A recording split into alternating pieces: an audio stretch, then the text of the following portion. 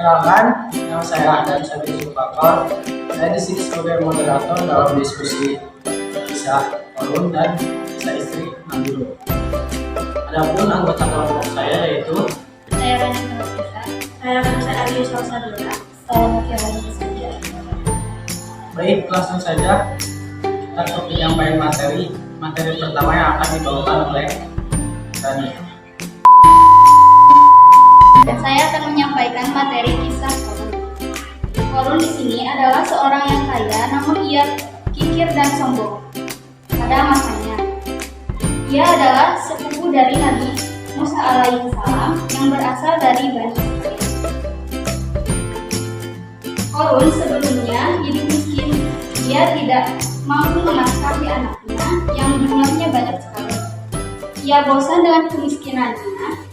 Ia meminta Nabi Musa alaihissalam untuk mendoakan dia agar diberi kekayaan yang banyak oleh Allah Subhanahu wa Ta'ala. Nabi Musa pun mendoakan dia karena Korun adalah orang yang soleh pada waktu itu. Selanjutnya ada kesombongan Korun. Ia tidak membutuhkan apapun karena merasa dirinya sudah sangat kaya, termasuk Korun bilang tidak butuh ampunan Allah Subhanahu wa Ta'ala, serta tidak takut dengan ancaman Allah Subhanahu wa Ta'ala. Di sini kekayaan Korun yang melimpah ruah. Dikisahkan dia sering mengambil harta dari Bani Israil yang lain dan memiliki ribuan gudang harta yang berisi emas dan perak. Saking kayanya, kunci-kunci harta gudangnya harus dipikul oleh beberapa orang yang dekat karena terlampau berat untuk dibawa oleh satu orang. Korun pun diajak oleh Allah Subhanahu wa Ta'ala. Korun ditenggelamkan bersama seluruh harta kekayaannya ke dalam perut bumi dan tidak ada satupun yang tersisa.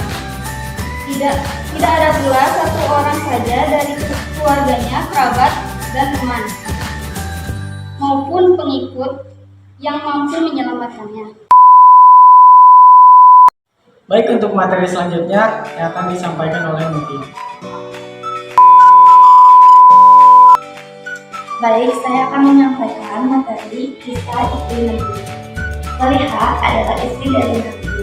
Dia tidak mau menerima dakwah suaminya dan selalu menghalangi dakwah suaminya. Dan dia diberi azab oleh Allah karena membocorkan kedatangan tamu Nabi Lut alaihissalam yang rupawan di rumahnya pada kaum Sodom. Tamu tersebut tak lain adalah malaikat utusan Allah SWT. Istri Nabi Lut tidak ikut berbuat perbuatan keji yang dilakukan oleh kaumnya. Namun dia adalah orang yang menerima dan setuju atas penyimpangan kaumnya. Nah, untuk selanjutnya ada Kansa yang akan membacakan hikmah dan dalil dari materi. Baik, saya akan membacakan hikmah dari kisah Korun. Yang pertama yaitu jangan terlalu sombong dengan harta karena semua hanya berputar. Yang kedua, jangan tamak terhadap harta yang dimiliki hanya pemberian Allah Subhanahu wa Ta'ala, bukan hanya hasil keringat sendiri. Yang terakhir yaitu rendah hati atas apa yang Allah Subhanahu wa Ta'ala berikan. Selanjutnya saya akan membacakan dalil yang bersangkutan dari kisah istri Nabi Lut. Kemudian kami mengucapkan selamatkan dia dan pengikutnya, kecuali istrinya. Dia termasuk orang-orang yang tertinggal. Quran Surat Al-A'raf ayat 83. Selanjutnya, hikmah dari kisah istri Nabi Lut yaitu kita harus setia kepada suami agar tidak mendapat balasannya atau karena pada cerita Nabi Lut, istrinya merupakan seorang pengkhianat yang akhirnya menjadi batu. Nah, untuk kesimpulan yang bisa kita ambil dari kisah Korun yaitu Korun itu merupakan orang yang sangat kaya, tetapi ia tidak mau bersedekah. Maka dari itu Allah memberikan azab yang sangat pedih, yaitu menenggelamkan ia bersama hartanya sampai ke perut bumi. Pesan yang bisa kita ambil dari kisah Korun yaitu